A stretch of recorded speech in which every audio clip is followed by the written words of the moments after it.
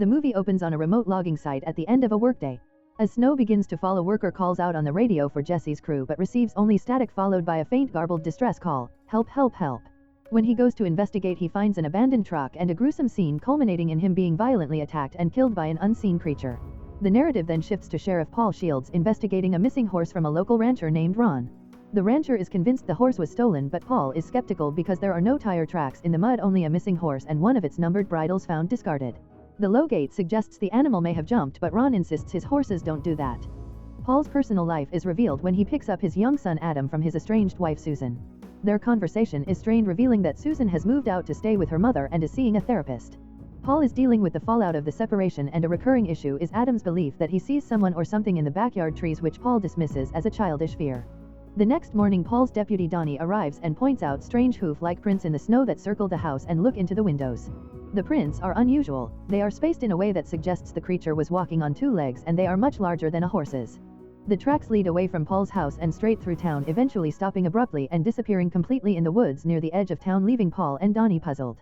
Paul calls the forest department, but they mock the idea of an animal walking on its hind legs for such a distance, reinforcing Paul's belief that it is an elaborate prank.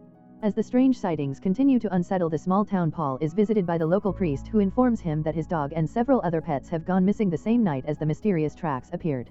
The priest also mentions seeing Susan at church and subtly suggests Paul should seek comfort, reminding him that accidents happen, a clear reference to a tragic past event. In a meeting with concerned citizens, Paul tries to quell the rising panic by insisting the tracks are the work of a creative prankster playing on local ghost stories. However, Donny later hears stories from a bar patron Earl about Shawnee folklore concerning malevolent spirits in the woods and a disturbing local legend of a boy whose body was found feet up a tree. Paul immediately shuts down this line of inquiry, revealing the boy was murdered, emphasizing that somebody's always responsible. The strange phenomena escalate as Paul and Donny witness a massive unnatural flock of birds frantically flying south against their migration pattern, suggesting that all the local wildlife is fleeing a threat. Donny shares the full story about the missing boy, and Paul finally reveals his connection to the tragedy. The boy was his son Tim. Susan later shares the painful truth with Donny. Tim died in a tragic drowning accident in a kiddie pool while Paul was watching him. She doesn't blame him, but Paul holds a profound, crushing guilt. The sheriff's investigation is interrupted when Ron the rancher confronts him again. Ron's remaining horses are extremely agitated, and he reports hearing someone banging on the side of his barn at night. Paul convinces him not to take armed action and promises to investigate if the noise returns. As Paul heads home, he's alerted to an emergency.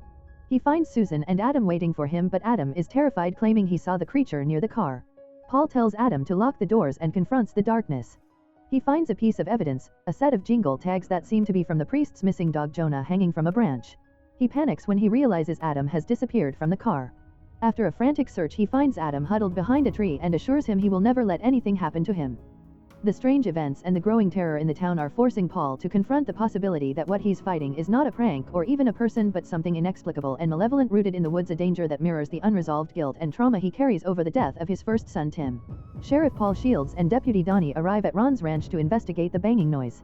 Inside the barn, the remaining horses are terrified, kicking and whinnying violently. Ron and Donny struggle to contain them while Paul ventures into the dark barn. He sees a shadowy figure that vanishes too quickly to identify, leaving behind more damage to the barn wall. The next morning, Ron points out new tracks in the mud which confirm the prints are not normal. Though the size is right for a horse, the hoof seems to be divided into 3 narrow parts, baffling the experienced rancher. Meanwhile, Paul tries to connect the local incidents, the unusual tracks, the mass disappearance of wildlife, and the missing people with similar events in neighboring towns. He theorizes that logging operations to the north have driven the creature south toward their town. His estranged wife Susan expresses her love for him and her need for his presence for the sake of their son Adam. Their reconciliation is a slow, painful process marked by Paul's ongoing guilt about the accidental death of their first son Tim, which he occasionally confesses to seeing as if Tim were still alive. The mystery deepens when Paul responds to a deer carcass on the highway. He believes the deer was attacked, and a subsequent inspection reveals 4 razor-sharp claw marks matching the deep cuts he'd previously dismissed on the forest trees. Paul confides in Donny that he no longer believes this is a prank. He suggests they may be dealing with a rare, perhaps prehistoric animal that has always existed undetected, much like a newly discovered fish in the ocean. Their conversation is interrupted by Jim, a condescending local who publicly questions Paul's ability to protect the town, dredging up Paul's failure to protect his own family, a stinging reference to Tim's death. Later, Paul and Donny respond to an urgent call from a distraught hunter who claims 2 of his companions were attacked by a lightning-fast creature. The deputies find the 2 men's bodies in the woods, gruesomely positioned feet up in a tree, just as Earl had described in the old Shawnee stories. Paul orders the townspeople to stay indoors and secures their promise not to enter the woods. Paul shows Donny evidence he gathered from the Tanner Sheriff's Department, a police report of 2 missing loggers and 2 missing cattle weeks earlier.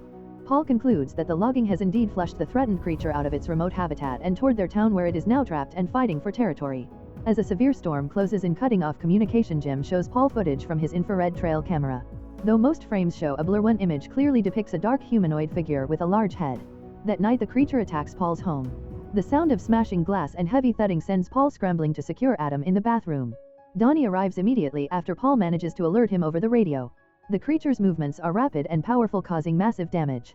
In the chaos, Donny is knocked down but manages to shoot the creature, injuring it. Paul then decides to gather all remaining townsfolk at the church, an old building with a reinforced basement shelter, as their best and only option for surviving the night. At the church, Paul delivers a serious address acknowledging the existence of the creature and revealing his theory that the logging forced itself. He assures the terrified people that they only need to hold out until morning, when the storm passes and forest rangers can come to hunt the animal.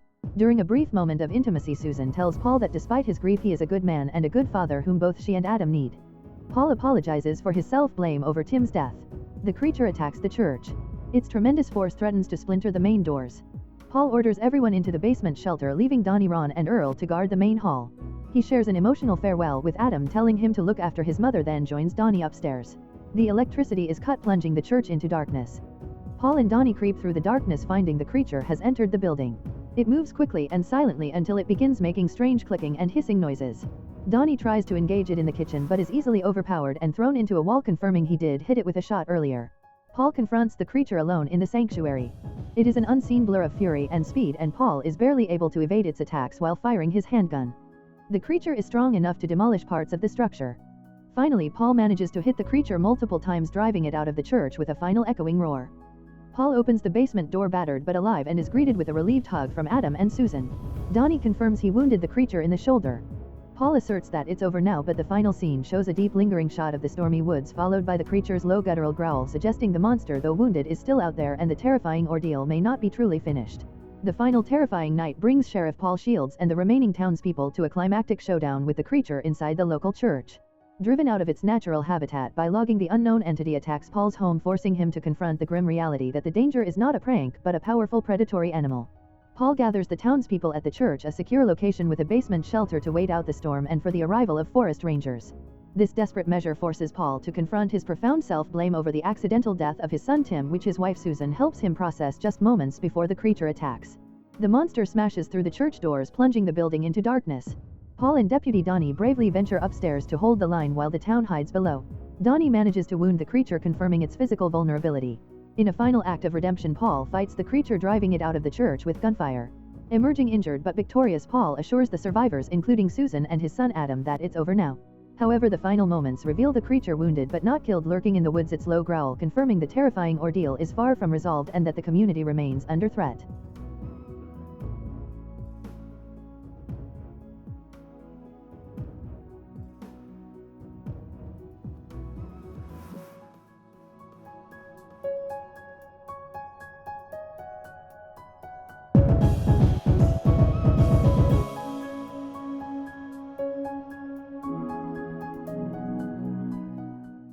If you enjoy watching this video, then subscribe to Angel Recaps for the latest movies explanation.